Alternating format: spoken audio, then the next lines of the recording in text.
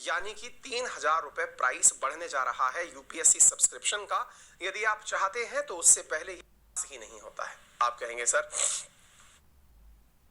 आज का मोटिवेशन है वो इंसान जिंदगी में कुछ भी नहीं हासिल कर सकता जिसे खुद में सिर्फ कमियां ही नजर आती हैं। बहुत ही सही बात है साथियों।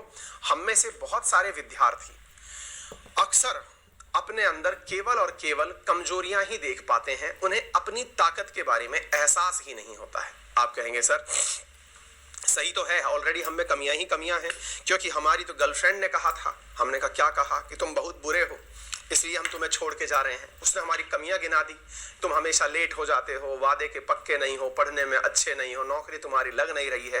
तो हमें लग रहा है सर कि जीवन हमारा संकट में हो गया है। साथ में सर गर्लफ्रेंड ने कहा सो कहा, हमारे माता पिताजी ने भी हमें ऐसे ही कह दिया। उनने भी कहा कि बेटा तुम किसी काम के नहीं हो, नाकारा हो एक नंबर के, तुम्हें पढ़ने की सारी फैसिलिटीज हमने दिला दी लेकिन तुम इस एग्जाम में जो है पढ़ करके पास नहीं हो पाए। अब सर बताइए क्या करें हम तो पूरी तरह से एकदम फेलियर आदमी हैं। और फेलियर आदमी का तो जीवन में एक ही तरीका है, या तो वो नशा करे या जीवन का अंत करे। अब बताइए हम क्या करें। इसीलिए या तो हम नशा कर रहे हैं या फिर हम बुरी आदतों में घिर करके अपने जीवन को खत्म कर रहे हैं। क्या करें सर बताइए।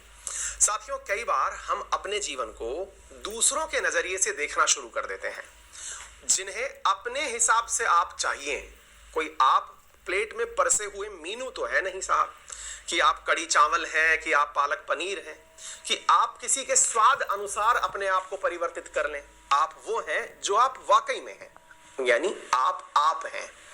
ऐसी स्थिति में आप किसी और की वजह से अपने अंदर परिवर्तन या किसी और के नजरिए से अपने आप को हीन देखना बंद करिए। वो तो ऑब्वियस ही बात है ना कि आप अपनी सहूलियत के हिसाब से दूसरे को देखना चाहेंगे कि यार ये मेरे हिसाब से कितना सही है या मेरे लिए कितना सही है। इन सब चीजों को दिमाग से हटाएं और अपने आप को इज्जत देना शुरू करें। लोगों के नजरिए बदलने लगेंगे। साहब इज्जत कैसे दें? मतलब क्या इज्जत का मतलब ये है क्या कि खुद को शीशे में देख के आगे से नमस्कार कर लें? मतलब चाहते क्या हो? हमने कहा इज्जत का मतलब ये है कि अपनी नजरों में उठना शुरू करो, दुनिया की नजरों में स्वतः ही उठ जाओगे। सर खुद की नजरों में कैसे उठते हैं साहब, ये भी बताइए दो जब आप इतना बता रहे हो। अक्सर मैंने कहा है आप अपने आप से किए गए वादे पूरे करिए, बाकी आप स्वतः ही अपनी नजरों में ऊपर उठ जाएंगे। सर हमने अपने आप से तो बहुत सारे वादे किए हुए हैं। खुद से वादा किया हुआ है कि अंकित अवस्थी एक दिन लैम्बोर्गिनी में तुम्हें घुमाएंगे। खुद से ही वादा है कि लैम्बोर्गिनी में घुमाएंगे, हालांकि हमारे हालत देख के ऐसा लगता है कि हम घुस ही नहीं पाएंगे। लेकिन फिर भी अगर मान लीजिए हमने ये वादा किया हुआ है तो फिर अब ये वादा आपने अपने आप से किया है तो विश्वास से ये भी चेक करिए कि क्या आप इस वादे के अनुकूल अपने आप को मेहनत करने में ढाल भी रहे हैं या फिर केवल ख्याली पुलाव है। क्योंकि आपने अपने आप से वादा किया है तो पूरा भी आप ही को करना है, और जब आपको खुद से पूरा करना है तो जनाब एक बार चेक करिए कि आप उस लक्ष्य को पाने के लिए कितनी मेहनत कर रहे हैं। क्या केवल सोते समय ही आप लक्ष्य देखते हैं या फिर रियल में डे लाइफ में भी आपको वही नजर आता है कि कब 3 करोड़ रुपए इकट्ठे होंगे और कब लैम्बोर्गिनी आएगी? मतलब समझ रहे हैं आप?